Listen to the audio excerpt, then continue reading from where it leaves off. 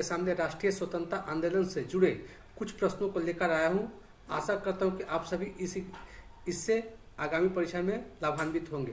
पहला है, hints for safe culture नामक किस भारतीय पुस्तक द्वारा किस भारतीय क्रांतिकारी द्वारा लिखी गई थी? तो Lala Hardayal. Hints for self culture नामक पुस्तक किस भारतीय क्रांतिकारी के द्वारा लिखी गई थी? तो लाला हरदयाल के द्वारा लिखी गई थी। लाला हरदयाल कौन थे? तो लाला हरदयाल गदर पार्टी के नेता थे। गदर पार्टी की स्थापना किन्होंने की थी? तो 1 नवंबर 1913 ईस्वी को सैन फ्रांसिस्को नगर, अमेरिका में है सैन फ्रांसिस्को नगर, वहां स्थापना हुई थी। इस पार्टी के संस्थापक सोहन सिंह भाकना थे और अन्य नेता कौन कौन थे? तो करतार सिंह सराभा, लाला हरदयाल।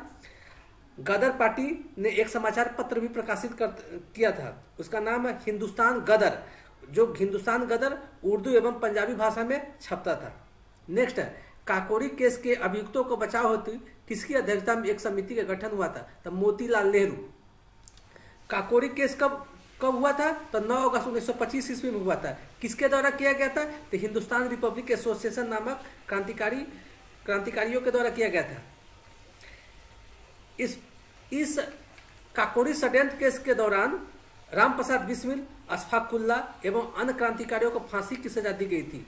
रामप्रसाद बिस्मिल को गोरखपुर जेल में फांसी की सजा दी गई थी। अशफाकुल्ला खान को फैजाबाद जेल में फांसी की सजा दी गई थी। नेक्स्ट है, the man who divided India पुस्तक के लेखक कौन थे? तो रफीक जाकारिया थे।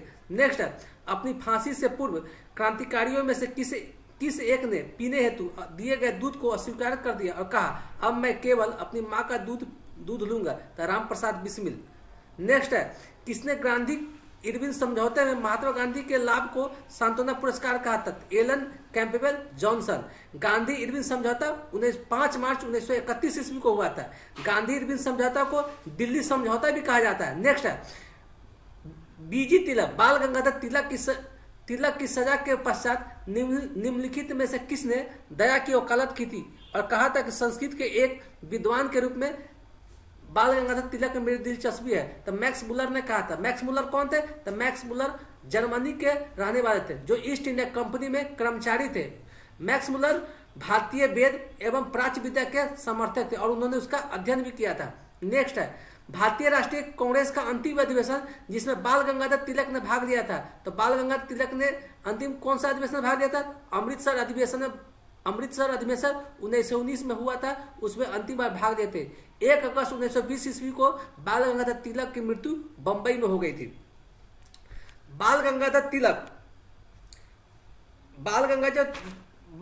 जो तिलक थे, उनका जन्म 1856 ईस्वी में महाराष्ट्र के रत्नागिरी जिले में हुआ था और मृत्यु 1 अगस्त 1920 ईस्वी को बंबई में हुआ था। उन्हें प्यार से उनका उपाधि जो क्या मिला था?